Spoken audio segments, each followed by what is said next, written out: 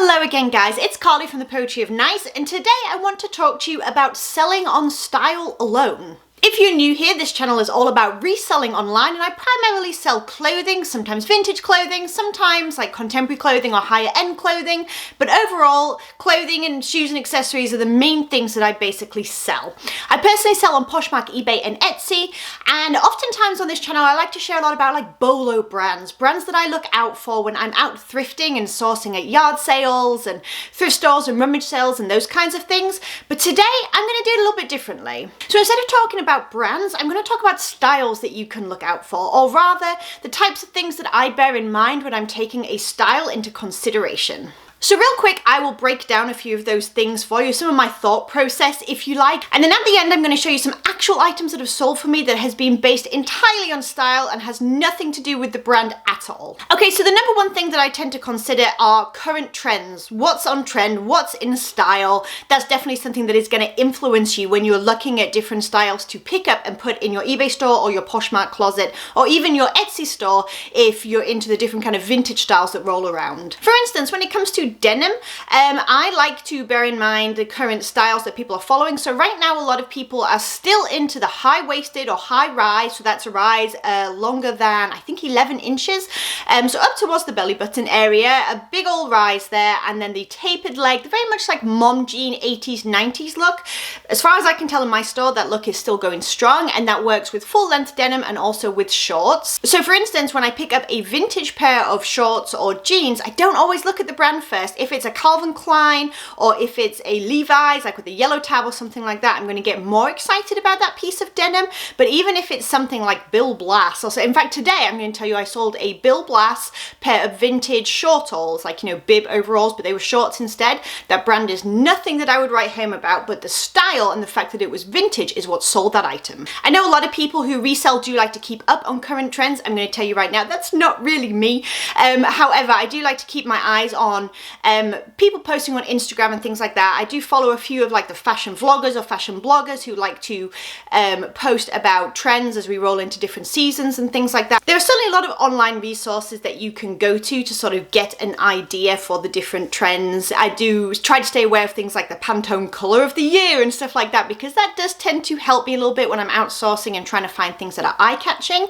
And if I could recommend any one channel that is really good for keeping up with sort of consistent changing styles in the marketplace, Christina from Little Black Hanger, I know she changed her channel name recently, so I'm going to go ahead and link it down in the description if you want to go over and visit there. She's a wonderful person to watch if you're looking to see how trends are changing season by season. So the next thing I like to bear in mind when it comes to picking out items just based on style, nothing to do with brand, are the unique details of that item. So that may be a unique print, like a novelty print. I love a good novelty print. In fact, even if it's not just a novelty print, you know, if you get something that's covered in foxes or pineapples or lobsters, you've probably got a winner despite the brand, at least in terms of selling quickly.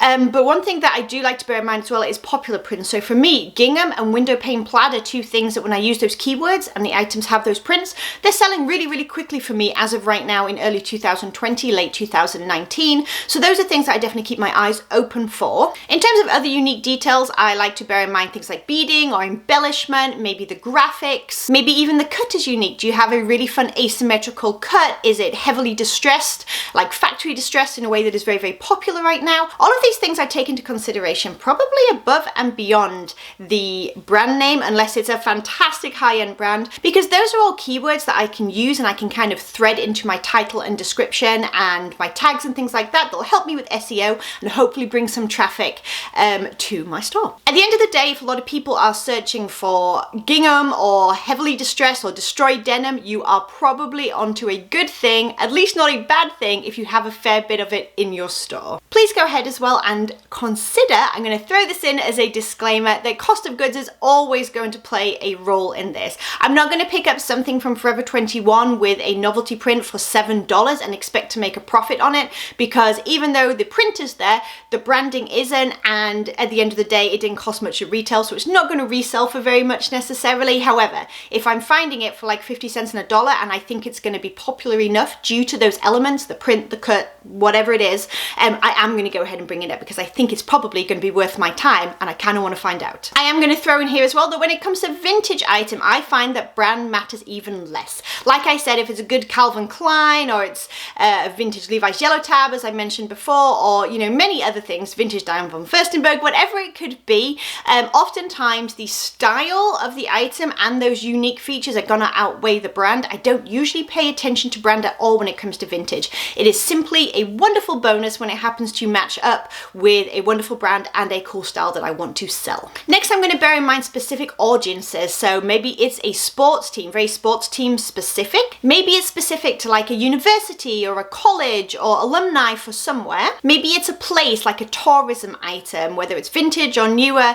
Again, all of these things have a very, very specific audience. Now, those items most likely will end up being a long tail item unless it's an incredibly popular sports team or they're in the Super Bowl or something like that. But otherwise, I would expect it to be a longer tail item, meaning it's going to sit in my store for longer than I would expect other items to, essentially. However, if I think that it's a good item and I'm going to turn decent profit on it, I may still pick it up. Next, I'm going to touch on really quickly just like classic style. So very classic cuts, very classic like career wear, work wear, classic black pencil skirt, that kind of thing. Now, my caveat to that is going to be if you're not super looking at brand necessarily, whereas I find that helps with these very simple kind of plain basic pieces, please keep an eye on things like fabric content and size. If it's a larger size, that may help you out. And if it has a wonderful fabric content, like it's 100% wool or 100% cashmere or something like that, that's also something that's going to play into my decision above potentially the brand, and I may still pick it up. And next, I'm going to talk about making a lot. So for instance, I may not be able to sell a single Under Armour tank top for very much, and I probably wouldn't pick it up on its own. But if I can pick up, say, 5 or 10 all together for a very, very low cost of goods, for example, like 50 cents a piece potentially or less, that has happened before, then I might do that, and I would probably lot them all up together, make a lot of 5 or 10 tops and sell them all together, and I find that my profit margins and my workload are both greatly improved by doing that. Okay, without further ado, I'm going to take you on over and show you some of my very own listings that have sold based entirely on style with nothing to do with brand.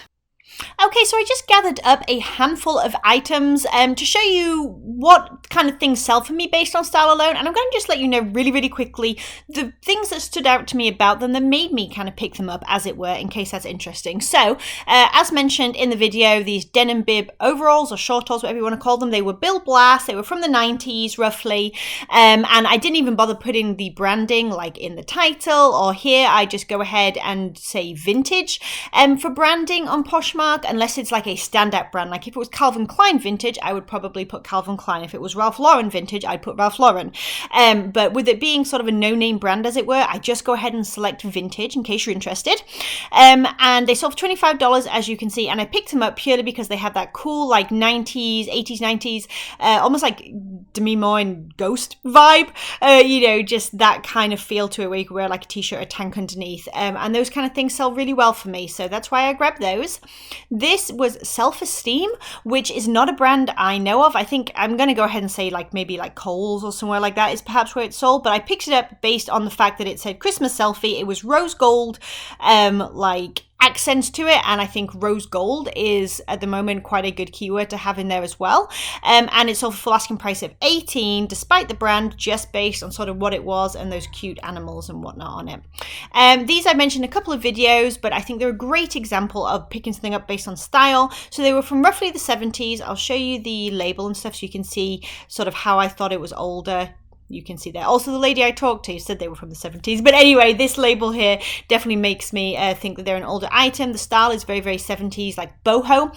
So I could use boho as a keyword. Again, a nice strong keyword. They were suede leather, so they had a good sort of fabric content to those uppers. And they sold for $50, as you can see here, with no brand really that mattered at all. I don't know what Selby is, but I didn't include that in my listing either.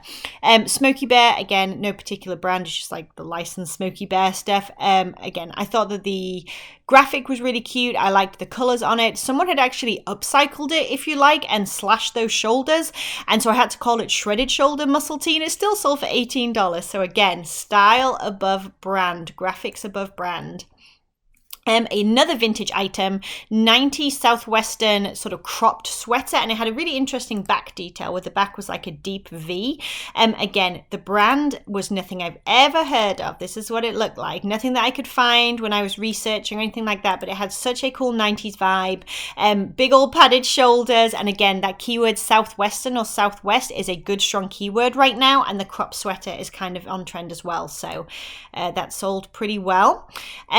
This was a vintage Gap piece. Now, I don't usually pick up Gap, and I don't usually pick up vintage Gap either. It really depends. But I loved its 90s vibe with this kind of oversized oversized plaid button-up shirt, like a rainbow plaid. This actually sold in just a couple of days for that $20. So again, the style outweighed the brand. Now, I did choose to put Gap there as the brand, even though it was a vintage item. I guess I just made that call when I was listing, but it could kind of have gone either way with that item. Another vintage item and another no-name brand. This was a lamb's wool blend, so I grabbed it for the fabric content and also for the style. I love that it was like a cable knit, almost like a fisherman sweater with the kind of chunky knit to it. Then it had that high neckline like a fisherman sweater would, but then it was all faux pearl details all over. Really, really interesting and unique with that great fabric content, and that is why I believe that piece sold for $30. This one was Lauren Ralph Lauren. Now, I do not always pick up all Lauren Ralph Lauren. That's kind of their lower end of their brand. It's usually the green label. Let me see if I can show you that. There we go. This was Lauren Jean, so I guess this was maybe a step up. I'm not entirely sure, but the only reason I picked this item up was the Southwest print. Again, that Southwestern keyword is a strong one for me right now here in like end of 2019, beginning of 2020. And that was probably what fueled me with this, and it sold for $22 in under a month. This vintage fanny pack actually sold to one of my viewers, so thank you again. But it did sell very, very quickly. And I picked it up because I loved the 90s patchwork, like faux leather look to it. It's such a like standout, loud 90s look. And it sold for $25, and it had no branding on it whatsoever, I don't think. This was a good example of those vintage high-waisted taper leg mom jeans that I was talking about. So these sold for $30. They sold in under a month, and the brand on them was Lee. So that is not a high-end brand by any means, you guys. That is just a very sort of standard typical denim brand. But again, it was the style that sold them. I think they had something maybe a little bit unique. Yeah, they had like some seam work down here, so that is something that I will look for in those kind of mom jeans. See if there's anything that stands out. Are they embroidered? Are they do they have some kind of detail like that? Do they have distressing, something like that you can add in as a keyword that can help other people who are looking for it find you and kind of differentiate you from the crowd, as it were. And the last item I'm going to show you is this Tampa Bay Devil Rays shirt. I was telling you about specific, like not just specific brands, but you can look for like specific teams or specific places or specific events. So maybe like concert t-shirts and things like that. This was the inaugural 1998 like their baseball shirt, and this sold for $55, and it's because of that 1998 dating that was on it. But again, just being a vintage item with Tampa Bay Devil Rays, it still would have sold anyway as a sort of piece of vintage team apparel. All right, you guys, I hope that was useful. If you enjoyed this video, please do give it a thumbs up. If you're new here, please do think about hitting that subscribe button down below. I put out all kinds of reseller related content, whether it's hauls, sales, tips and tricks and all kinds of other cool stuff every single week, 3 or 4 times a week. So if you're interested in that, I would love to have you along for the journey. Talk to you in the next video, you guys. Bye.